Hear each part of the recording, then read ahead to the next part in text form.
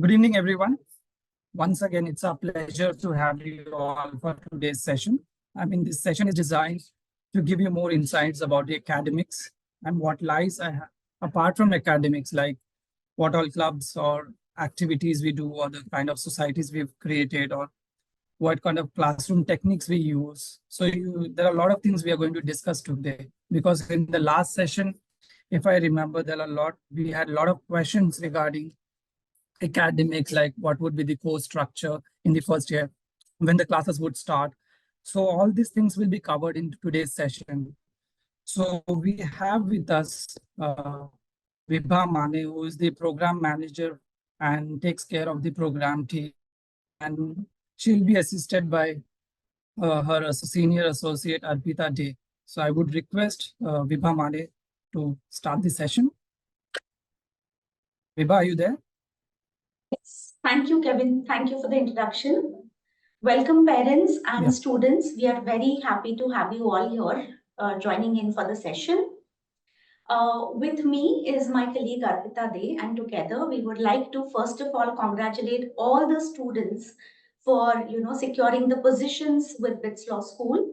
And I would also like to take this opportunity to thank all the parents for trusting us with their wards. I can very confidently say that the academic excellence journey for your child is just begun with BITS Law School, and we stand tall to hold their hands and help them through navigating this 5-year course. Thank you so much. So I'll briefly introduce myself, and I'll welcome my colleague also here with me. I'm a law graduate myself. I studied in St. Vitus Law School. I did my 5-year course as well. Then I went on to do my LLM from University of Glasgow. So by qualification, yes, I'm a lawyer, but I've been into academia for last 15 years. So that's my background. I'm here as the program head, and with me is my colleague Arpita. Arpita, can you please introduce yourself? Yeah, sure. Hi, everybody. It's nice to meet you all. My name is Arpita Day. I work as a senior associate here at BITS Law School in the program team.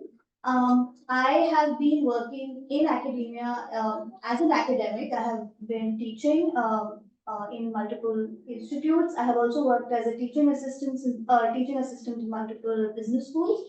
And currently, I'm here assisting the students in the law school. So we would like just, can you give us a minute, please? Vibha, could you please switch on the camera?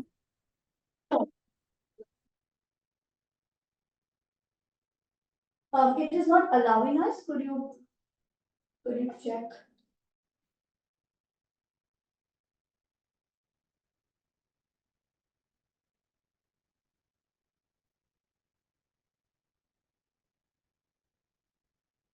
Yes, I believe we are visible now. Yes, Vibha. Yes, sir. Okay, I'll just quickly, you want me to restart? I hope we were audible. Yes, you were audible. You can continue. Thank you. So again, welcome one and all, and we are happy to be here sharing all the insights and hoping to answer as many questions possible to all the queries from parents and students. With me is my colleague Arpita Day. Hi, hello everybody. As I was saying, my background has been in academics, and now I'm here in program management, working with Vibha in helping our students navigate the academics at BITS Law School. So without further ado, let's begin with our session. We will mostly be sharing some slides with you all as we speak and throw some light on what the academic life is going to be at BITS Law for all of you. I hope it's visible, the slides. Yes, Arpita. All right.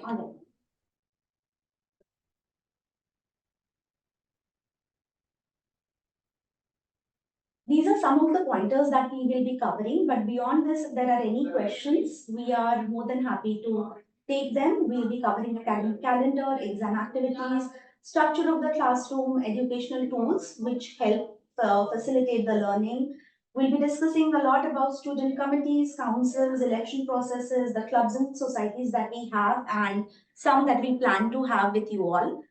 Guest speaker sessions that we do. There is a very interesting series that we're doing. It's called Learning Beyond Classroom. And we'll also discuss opportunities where you can represent BITS Law in various events and competitions. So this is the gist of what the program looks like. I'm sure you've seen this, you are aware of this. These are the 56 courses that we'll be covering up in a 5-year course. And I would like to add here that some of the BA, BBA courses are different. So I'm sure all of you have made your choice on whether you want to do BA or BBA as your final degree in honors.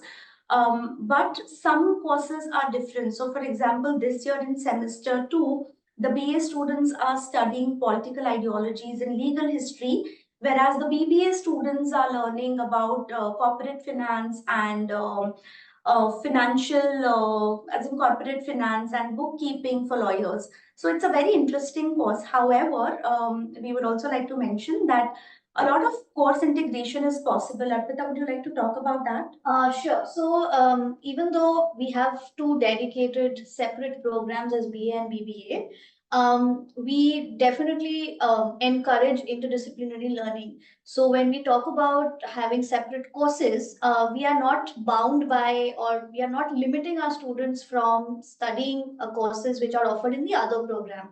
Also, there are multiple opportunities where both the programs are learning certain courses which is applicable to both, because when we look at it in the long term, it is not necessary that somebody who would be working in a corporate environment should not have the knowledge of, let's say, political science or sociology for that matter. Because in the real world, all of them together forms a very complex structure where knowledge of all of it helps in a very holistic sort of an approach that they take in the field of law. So that's essentially how our course is structured. We do not hold back our students from, if just straight out of interest, if they want to understand a course, if they want to go up and approach a faculty to give them a little brief about a course which they are not studying formally in the classroom. There's ample opportunity to do that. There is opportunity to even audit courses in later years. So courses which they may have missed in the first or second year, if they choose, they can definitely come back and audit in their free time. So we have all of these opportunities available. Just to elaborate on what Arpita just said, so I would like to give an illustration. So for example, if BBA student is doing economics, which is not a part of the BA LLB course. However, the student having science background, for example, in their +2 has taken up a BA LLB course and feels at any point of time that, I wouldn't mind knowing what economics is all about. There's always the audit course option available. Also, the faculty is more than happy to interact with you one-on-one or in small groups to help you understand what economics would include and how it would help your law course.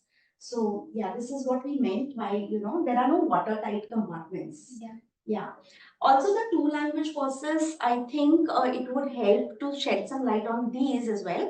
This is the law and literature course. So ideally, I have worked with many law schools and I can very confidently say this, that usually this is a course where legal terms are taught and Latin words in English phrases are taught. However, this is a very interesting course that BITS Law is offering, where a lot of literature is analyzed in the background and context of law. So here when we mean it's 2 language courses, it's English language course divided into 2 parts. So in semester 1, we talk about, rather the course is called Literature and Self-Expression, in which they, I think they, and films as well. So there are multiple film screenings that are done. So we analyze multiple media. It's not just books and novels that is looked at. We also look at other channels through which people are able to convey information. The first semester, they study it as literature and self-expression, and in the second, it's known as literature and law. And a similar pattern is followed. And even the evaluation structure, for that matter, is not limited to simply written assignments.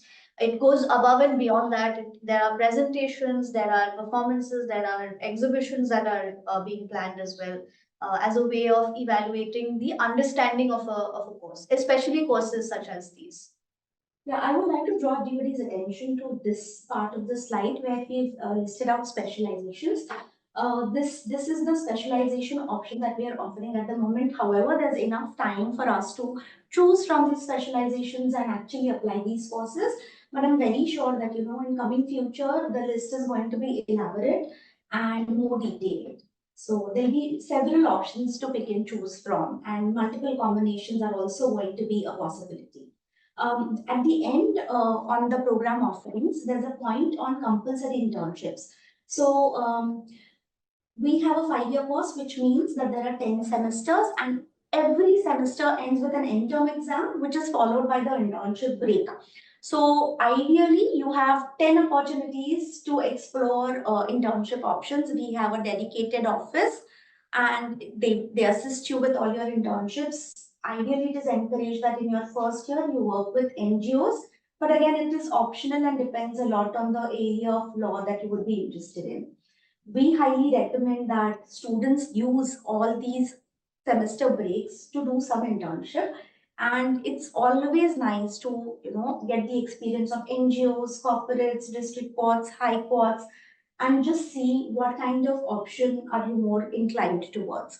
So yeah, all 10 would ideally make more sense, but the students can choose to have up to 8 or 9 internships in the 10 semester course. Would you like to move? Yeah, we would move forward. Yeah. We can give you a gist of the academic calendar that, how it looked for this academic year that's been going on. Semester 1 is ideally called odd semester, and semester 2 is also often known as even semester. Semester 1 starts with a small brief orientation that we'll be having, and we look forward to welcoming you with the orientation week in July end. And the classes begin from 1st of October. 1st of August, sorry. And by mid-December, the exams get over and the students go for their internships. After the break, they come back with new internship experiences, and we start full-fledged with semester 2 on 1st of February, which then again ends around mid-June with an end term and followed by an internship. So this is more like the academic calendar, and this is how your schedule will look like from August 2024. You want to elaborate on classroom teaching? Sure. So essentially, we have quite a flexible timetable, if we were to say, and we also have designed it such that students have a lot of free time. In a day, there are only 2 courses which are taught. The reason for this is the session timing is a little bit on the extra side. However, a 2.5-hour session is not a continuous 2.5 hours. There are multiple breaks given in between, and the pedagogy followed is also not just like a lecture method where it's not just chalk and talk, where there's a faculty standing and it's just the faculty talking and a presentation has been put up and the students are just passively listening. But there are multiple ways in which interaction is enabled in the classroom. There are also class participation points which are recorded. So in different ways, they would be, broken up into groups and made to discuss a point. A case can be brought up for them to talk about, maybe even bring in 2 aspects, maybe debate over it. So in this way, maybe a topic which is on paper looks pretty dull is brought to life in the classroom, and hence the 2.5-hour session, although it may seem like a stretch, is actually quite, it's actually better for the faculty to be able to cover the sort of complexities that it needs and the depth that it needs to understand. And hence we only have 2 courses in a day, and overall in a week, each course will have 2 sessions. So each course covers 5 sessions 5 hours in a week. And while we start, approximately by 8:39, our timetable begins. Semester 1, we had an earlier start, like from 8:30. This semester, we have been able to modify our timetable to a 9 a.m. start. And we try to end our session, or rather the day, by 4:30 at max. This enables students to be able to, consolidate all the information that they have acquired in the classrooms, as well as be free to engage in other activities, because we completely agree that sitting in a classroom for 5 hours can be pretty taxing. Yes. And a student should be allowed, not just at the end of the day, but even in between, to be able to relax and refresh, and just do something recreational.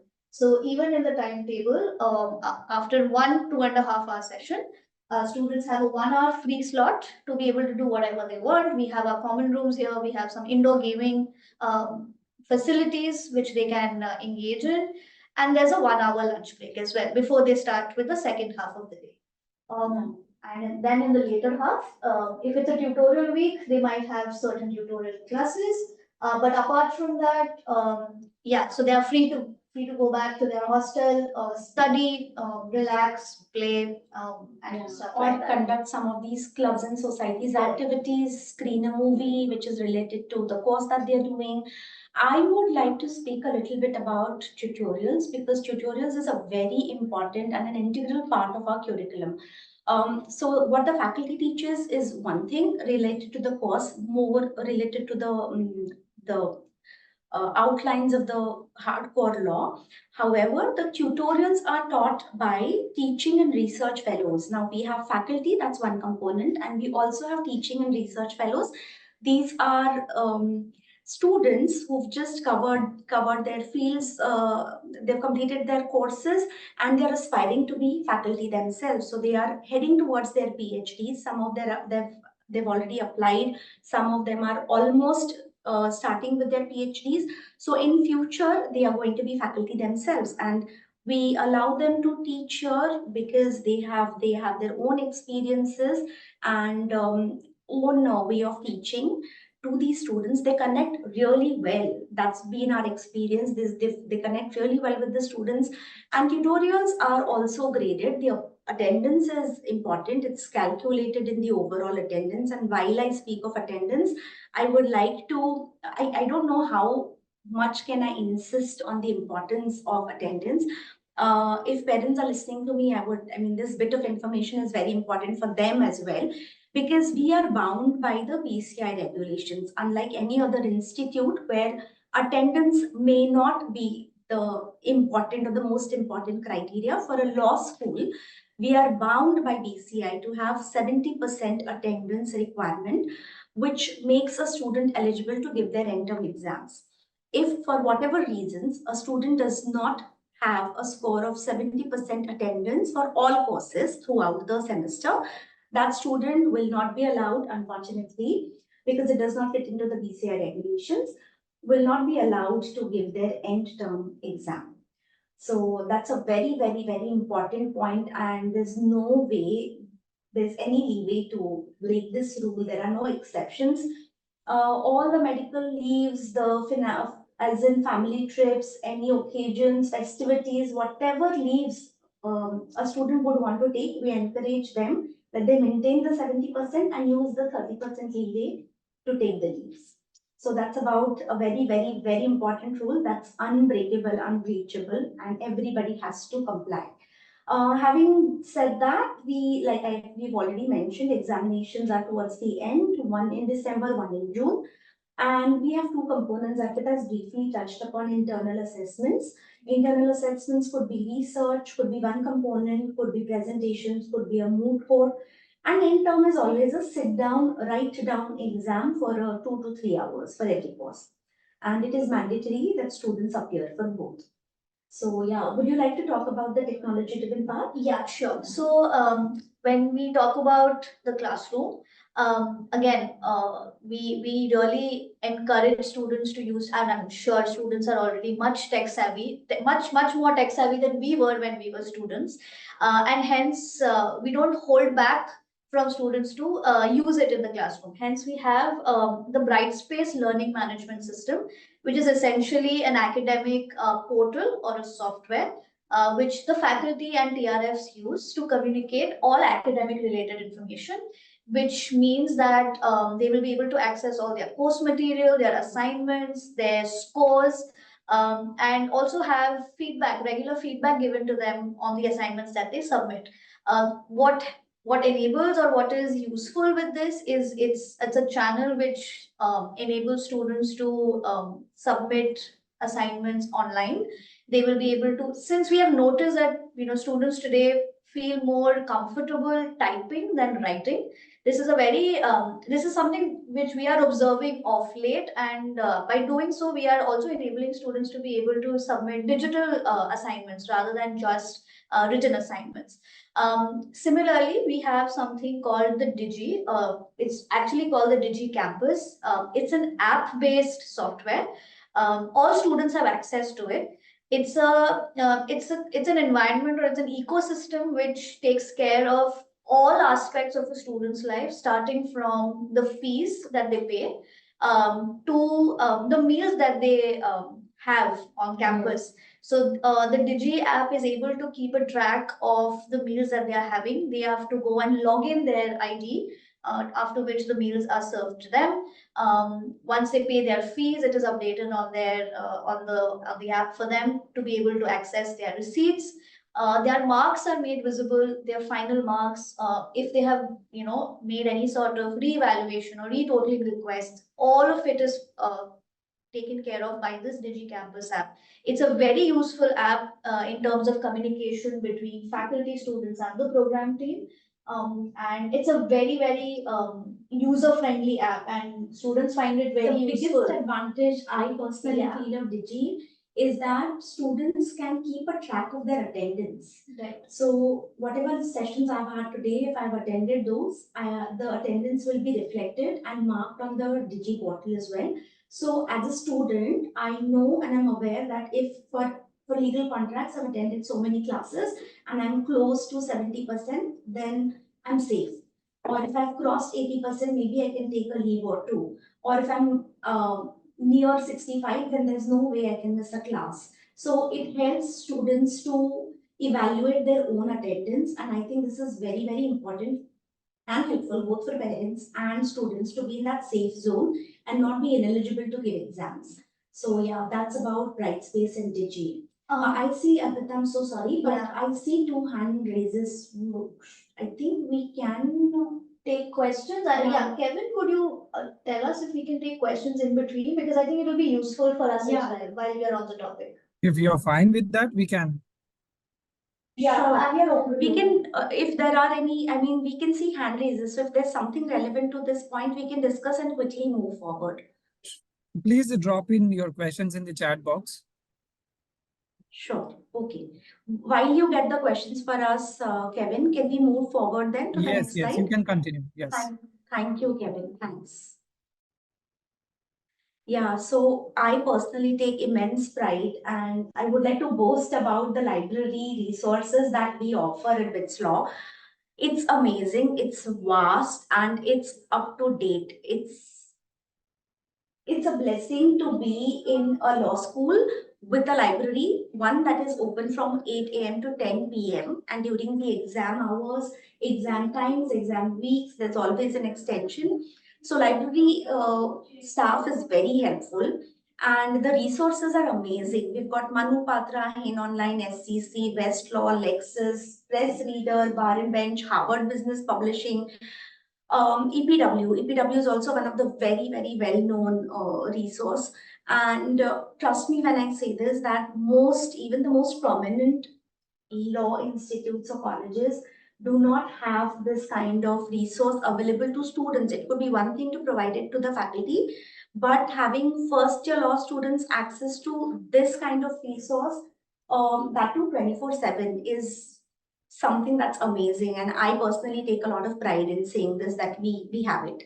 Yeah, and it's in fact the students have come back with this feedback after their first internship. In fact, when we had an open house a very candid sort of a conversation, and almost all the students who have worked in law firms with lawyers or even in NGOs, and they have been asked to conduct any sort of basic research as well, and they were able to come back and access these resources.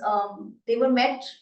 There was a lot of surprise on the other end, because they felt that even as fourth or fifth year students, they did not have access to such resources which our students at BITS Law School are able to access.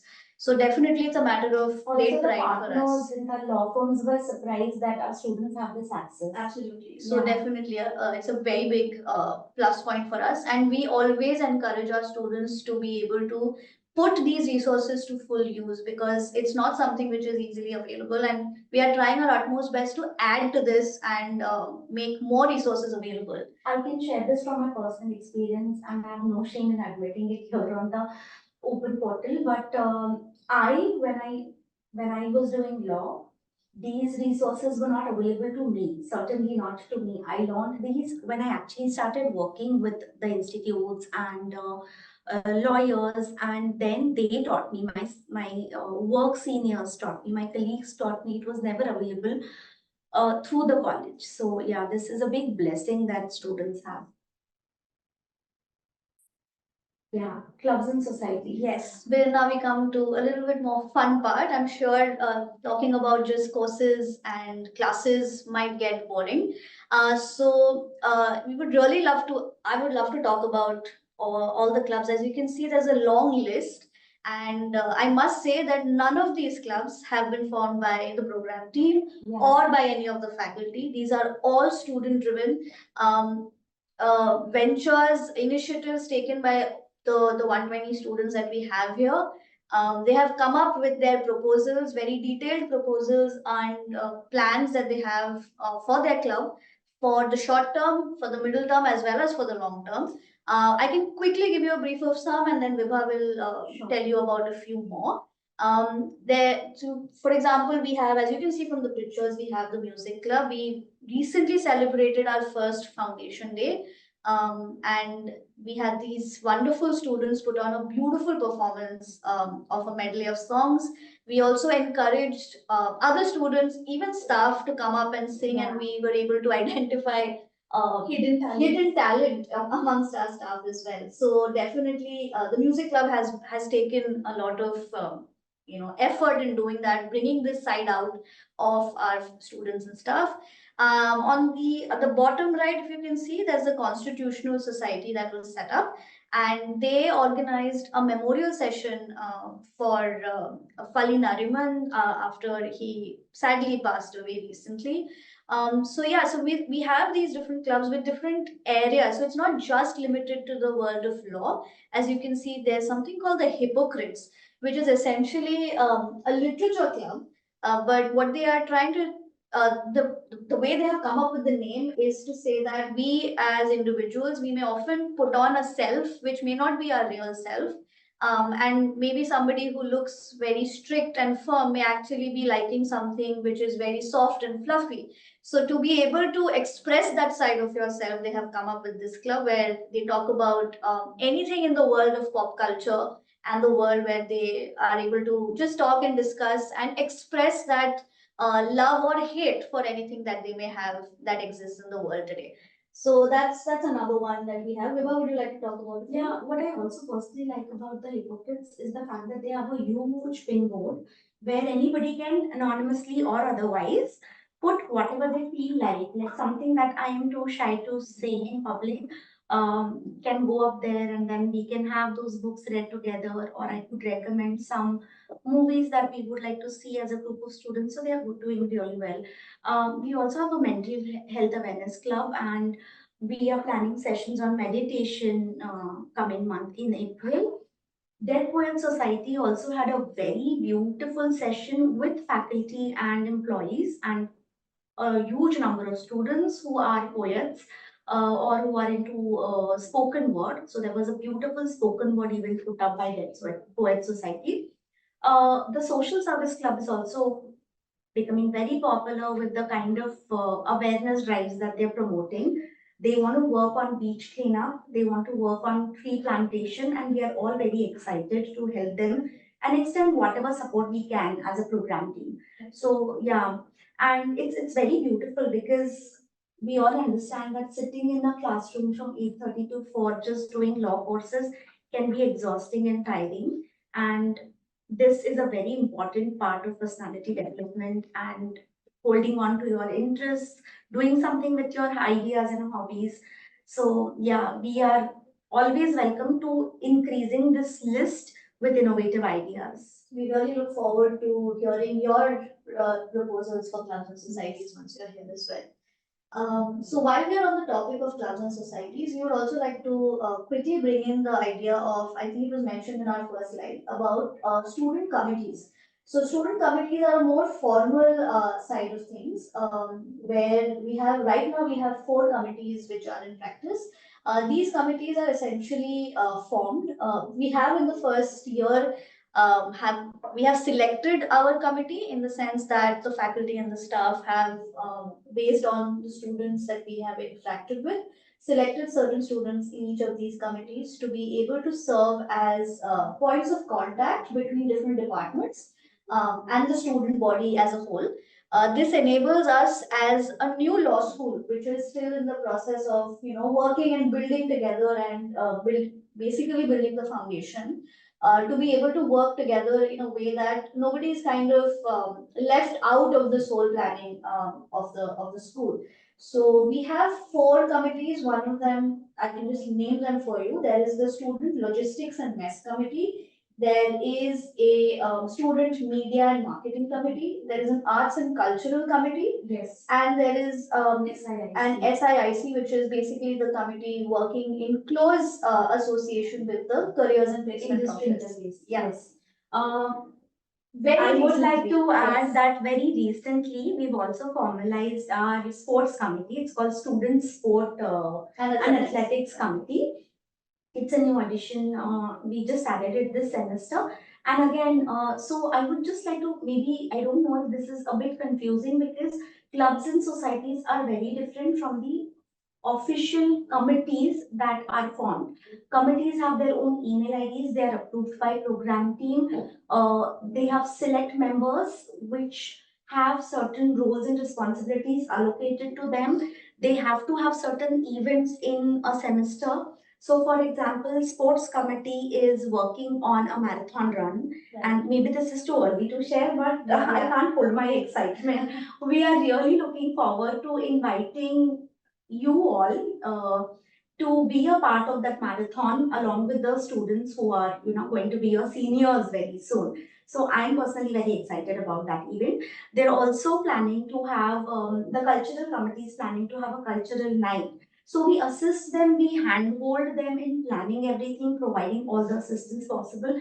All these activities make the campus life extremely lively. Yeah. And And the students are an important aspect. It is not, since y'all have been school students, and I think for the most part, y'all have been mostly passive parts of your school. Definitely you had or held roles, important roles in your higher classes, but when you're in an institute like this, we really encourage students to not just be passive learners, but to be active participants in different activities of the students, of the school, to be basically, flag bearers of the brand with different activities internally as well as externally. So that's the whole aspect of club Yeah. societies and I would committees. also like to just clarify on the SLMC. So Right. SLMC is also a very important committee that we have.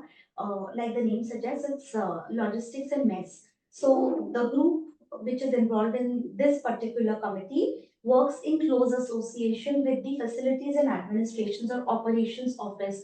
So they give a very detailed feedback on how the food is, whether the quality has improved or does the menu need to be changed. Can the shuttles be increased in frequency?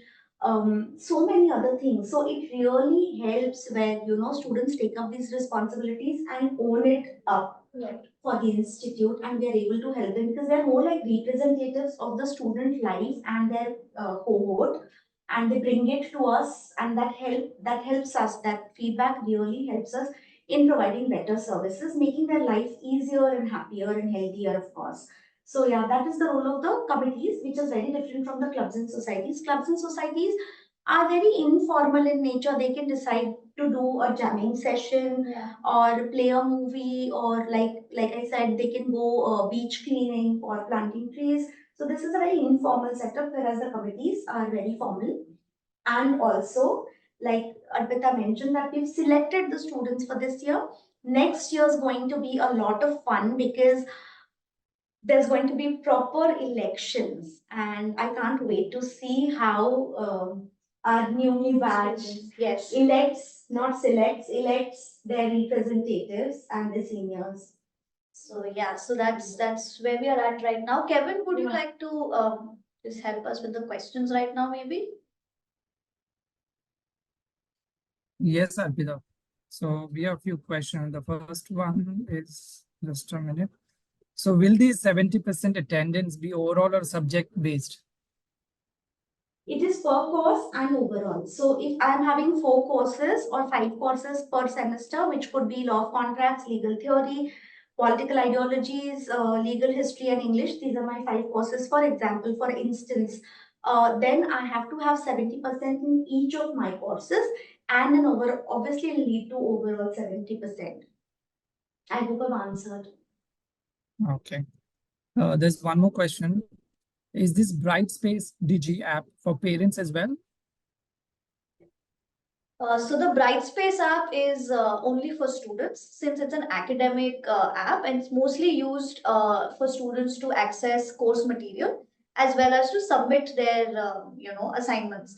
The Digi app, however, is open to be used by parents as well if required.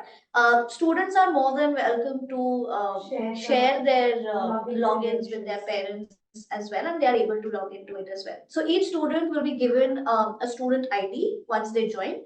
They will also have their dedicated BITSLAW email ID, and this is going to be used. This is essentially their identity for the next 5 years, which is used to create their accounts in all of these different portals. So there is Brightspace, there is definitely the whole Microsoft suite that they use, so Outlook and all the other features, as well as the DigiCampus app. I would just want to differentiate between LMS, the Brightspace app, and DigiCampus portal. They're very different things.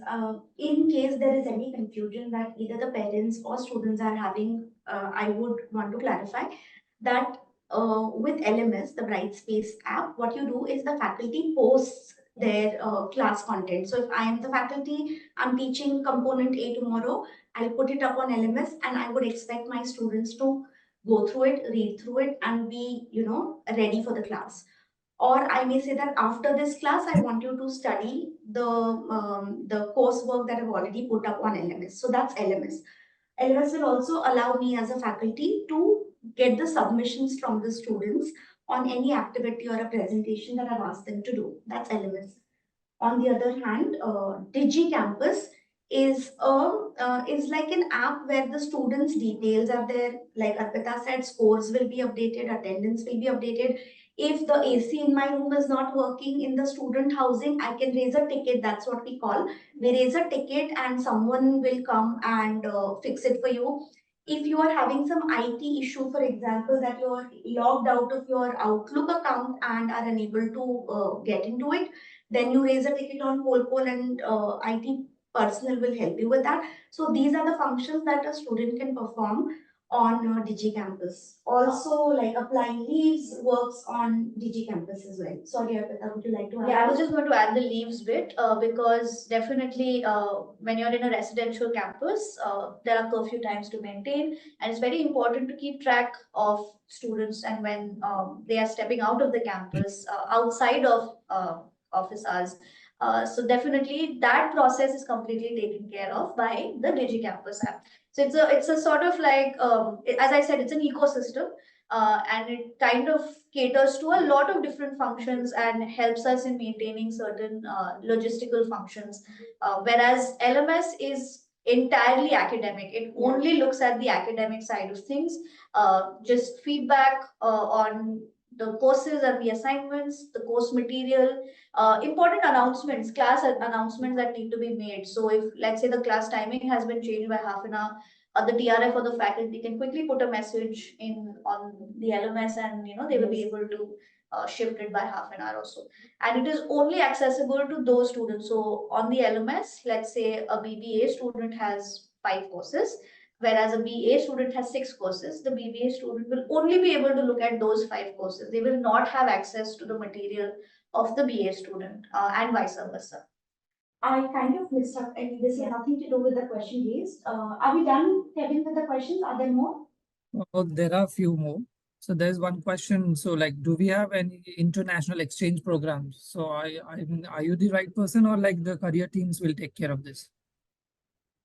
I think we wouldn't want to spill the beans at the moment, because but Kevin, I can confidently say that there's work in progress, and we are going to make some announcements in the coming week. Understood. Understood. Fine. Yeah. So there is one interesting So yeah, it's question. there on the list, and it's almost happening. So another question is that, do we have a specialization course on criminal law in the future? Are we planning They'll on come in something? much later. Yeah, they'll come in much later. I think when we shared the list of specializations, we did mention that the list is going to only increase, and there's going to be a lot of variety in specialization. Plus, like Arpita said, there are going to be a lot of audit courses offered. Yeah. Okay. Okay. Thank you. Also, We can proceed further. Yeah. Also, like criminal law is a part of the syllabus, so it will cover up a lot of material or other legal aspect when students are doing some mandatory courses. So something like a CRPC, CPC, IPC. It may sound a little bit like jargon if we don't have any lawyers in parent sitting, but yeah, you'll be there. Yeah, there's a lot to offer. Okay. Okay. Yes, we can proceed further. Thank you. What I wanted to come back to is when we mentioned tutorials, I think we missed out on the part that tutorials is very different from the classroom teaching component, because in tutorials, a class of 60, for example, is divided into a group of 15. So these are small group interactions with the teaching and research fellows, which makes it very interesting, and there's more space to share your concerns or raise your doubts and get clarifications on the classroom part of teaching. So yeah, that ways tutorials really help. Moving forward. Yeah. All right, so these are just a few names that we are looking at. But we have been very fortunate that in our very first semester, we have been able to invite not just the names mentioned, but many more eminent names to come and speak to our students. The whole idea of these guest speaker sessions is, even though it may seem on paper that it's just lecture after lecture after lecture, but this is a great opportunity for our students to not only get an experience of what exists not just in our country but even outside, how law is perceived in different countries as well, but also a great networking opportunity. Yes. For our students to be able to connect with these individuals, and if they find any research area, research interest. In fact, we've already had a student connect with one of the professors, and they're working on a research paper together. So by having these guest speaker sessions, we are enabling our students to be able to sort of extend on the classroom learning and see how it sort of becomes a part of the law field in the future. So these are just a few names that we've had. We've had legal representatives, we've had faculty, law faculty coming in from Canada. From not just India, all Yeah. over the world. We've had people coming over, professors coming over from Ireland, Canada, UK. Yeah. The exposure is really fantastic. And when Arpita mentioned that one of our students has already used her networking skills, she has been very fortunate. I'm so lucky that, her research, she's working on her research with one of the professors who visited us Yeah. from Ireland. Yeah. So yeah, so as you can see, these names that we've mentioned are only from semester one. We've already had quite a few guest speaker sessions in semester two while we are here. And we already have quite a few planned in the upcoming month. So we must say that we are also proud to say the fact that there are a lot of faculty and legal professionals who are willing to come on their own. Having heard of BITS Law School, they have approached us saying that they would like to interact with our students. They would want to bring in their experiences and give our students that We are also opportunity. considering conducting short courses Yeah. by faculty from other law schools and abroad. So yeah, that's again a very interesting part that we are working on, and we hope to offer to you all very soon, where we can have short courses taught by other faculty. Yeah.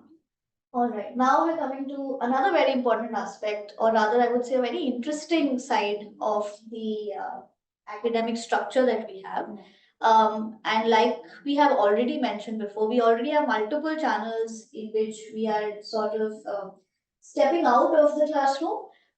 We have the clubs and societies, we have the committees, we have different activities that students are performing. But even after all of that, we still feel that simply learning about certain core courses and technical aspects is not enough in the sort of work environment that we now live in. We've realized that not just interdisciplinary, but a more holistic sort of an approach is required. And definitely a lot of other much more softer skills like creative thinking, being able to articulate your points, being able to be interactive in the way you speak, are also very important aspects of or skills that you would need to develop when you enter the workforce. And hence we've come up with this really innovative, very different.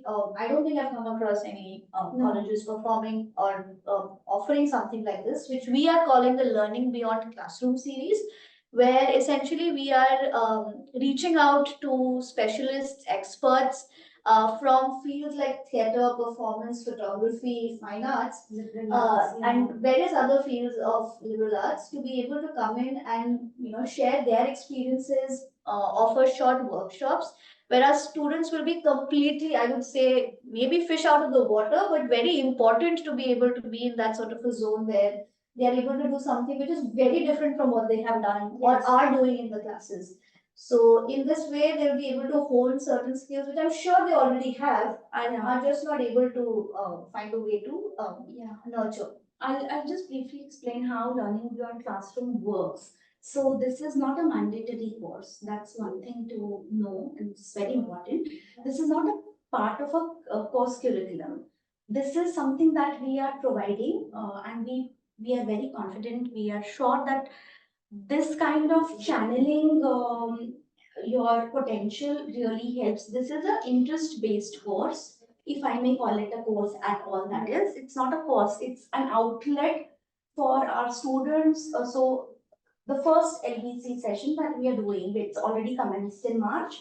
One, it's not mandatory, it's interest-based. Two, it does not hamper any classes that are already working, so it does not interfere with the timetable that we have. Most of the sessions, in fact, all of the sessions are scheduled in such a way that your classrooms and assignments and assessments are not affected. It works on the weekends.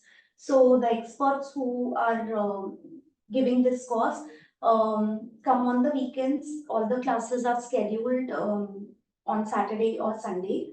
And those who are interested are free to do this. There is no additional charge that a student needs to pay. So it's all the facility and infrastructure and logistic is provided by us.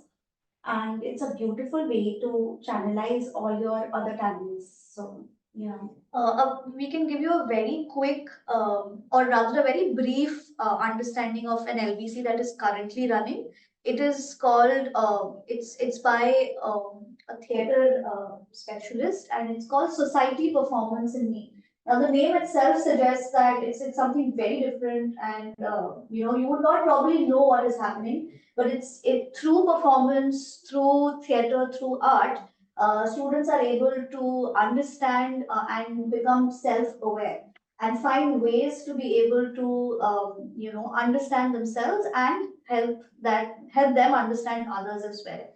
It's quite a revealing sort of a session. It's where they are able to talk about their vulnerabilities. They're able to work with themselves, sit with their emotions, with their feelings, and then find ways to express it in really creative ways. So that is how this particular. So you can think of other courses or other such sessions to be on similar lines in through different creative channels. Either it could be films, it could be photography, etc. It could also be something like entrepreneurship or Right. leadership or, the other courses. Right. Right. So yeah, there's just a quick sort of a glimpse. So I'm sure there's a lot of text that we have talked about, and it can be very difficult to sort of yeah, conjure up images of what has happened. And here we can actually tell you some of the other things that have happened, right? So as you can see, there is a Bitsians Day. So naturally, I mean, it's not even a you don't have to really think about it, but if you're a part of BITS Law School, you are part of the BITS family. So when you're part of the BITS family, definitely you have access to a large alumni network, which includes all the BITS campuses that exist. And we celebrate something called the Bitsians Day, where essentially the BITS Alumni Association conducts a formal event where we have the alums of all the previous batches, whoever is around, to come in and interact and just network with our students as well. So we've been able to conduct that. If you can see down at the far right bottom, there was a field trip. So I think it was the history. Yeah. It was. So we don't just study history from the textbooks, but the faculty actually takes efforts to take the students out on a field trip and show them, this was particularly Carnegie Case trip. Right. So yeah, and then we've had certain roundtable conferences. We've had workshops where those workshops are not really just, again, not just simply chalk and talk, but where actual skills are taught and you're able, it's a hands-on teaching that is provided. Where, for example, this particular workshop that you can see is where they were taught skills on MS Office and MS Excel. The whole point of having such a workshop is because, like I said, certain skills are, universal. Yes. Irrespective of the field that you're in, you really need to have them on your palette. So that definitely is what we do. This is also very special moments of the first semester because Yeah. that was Chancellor's visit. Other than the Chancellor's dinner that the Correct. founding batch had with Mr. Birla, he actually came just one fine day. He turned up and wanted to see. He sat through the classes. Interacted with the faculty, interacted with the students. It was such a beautiful moment for all of us. Right. And that's the cafeteria picture, which is like the most busy area of our campus. Even the moot court was a very good part of Sem 1. We don't know many law schools that start with moot courts so early on, but the experience that students had with Sem 1 moot court was so profound that in Sem 2, just in Sem 2, they managed to have their own novice moot competition with external judges coming over and a moot problem created by the research fellows.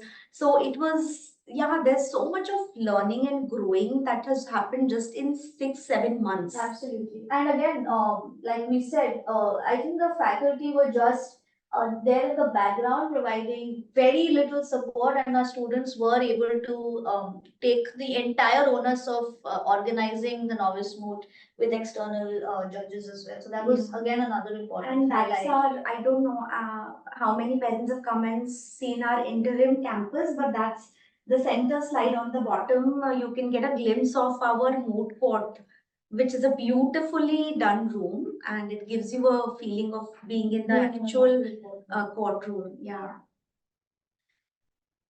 So we also had, as I said before, we've had our first foundation day where again we had really esteemed guests coming and speaking to us. We had Justice Geeta Mittal, who has been the Chief Justice Chief Justice of Jammu and Kashmir High Court. Right.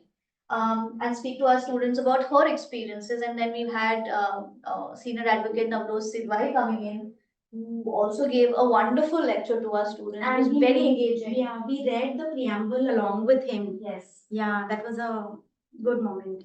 So, along with all of this, there was one last point that we had spoken about, that was about the opportunities for our students to participate. So, on those lines, I would like to tell you that we've already had our students participate in multiple Yeah. competitions outside Whitslaw School. One of the highlights would have been the MUN, the Model United Nations, that was conducted by the BITS Goa campus. And we were able to take a group of 12 students, and it was a proper 3-day event in the BITS Goa campus, where they traveled to BITS Goa, hung out and spent time with people from various different law colleges. And One, definitely, we had, and I'm very proud to say that even with a very small delegation of just 12 students, whereas there were colleges with over 50 students, we've had 5 winners. We were Yeah. able to have 5 winners out of 12, which is a wonderful statistic to have. First time this annual Very first kids, time. we are very proud of them. Yeah. So we were able to do that. Very soon there was another MUN conducted by the by NMIMS in Mumbai, where again we had 5 students go in, and we had 2 winners, the best delegate award as well as the best journalist award.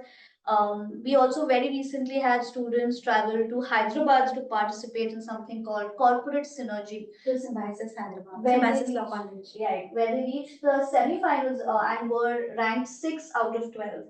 So we've had multiple opportunities. There are more opportunities coming up, where we already have, I think, 3 Yes. students representing BITS Law School at the DY Patil Moot competition that's coming up very soon. There's also an intra-BITS case competition, which is a wonderful opportunity again for prospective management students who would want to, understand the basics of how consulting works. So yeah, there are so many things to do. It's not a dull and boring day Yes. at BITS Law at all. In fact, what Arpita just mentioned was all academic, like MUNs and moot court competitions. I would also like to add that our students have their own cricket team. Oh yes. And they did go to these cultural and sports events and competitions. And yeah, it's not just, again, academic representation, but it's cultural events and sports events that they're participating in. And we Doing would, really yeah, well. Yeah. yeah. So I guess that's About it the from previous, us. no, I would Yeah. like to add something. Right. When Geeta Mittal was here, it was beautiful. She was speaking, if you remember, her topic was women lawyering. Correct. And why was this special to all of us is because of the strength of women that we have in our cohort. And we've got 89 women. Right. The girls outnumber the boys. And it was, in a way, mesmerizing to listen to Ms. Mittal when she was explaining how lawyering for her as a woman has been very difficult in 1981, and since then how things changed, and here we have maximum number of girl lawyers. Yeah, so that was nice. So yeah, I think We there covered anything most of the else? things. I We believe are so. open to questions, Kevin. If you could pass on a few to us, No. please. No, we don't have any questions. And I think it's past 7 also. 7. Right, right. Yeah. Yeah. I think it was a wonderful session. I mean, thank you, Eva. Thank you, Arpita, for giving us Thank you, insights into Kevin. curriculum activities. So just a reminder to all the attendees. I mean, we have another session coming up next week, which is on career advancement. So it will be taken by Chetna Lal, who is heading the career service team. So please attend that session. Thank you everyone for joining for today's session. Thank you. Thank you, Vibha. Thank Thank you, you, Arpita. students. We look forward to having you here. Thank you.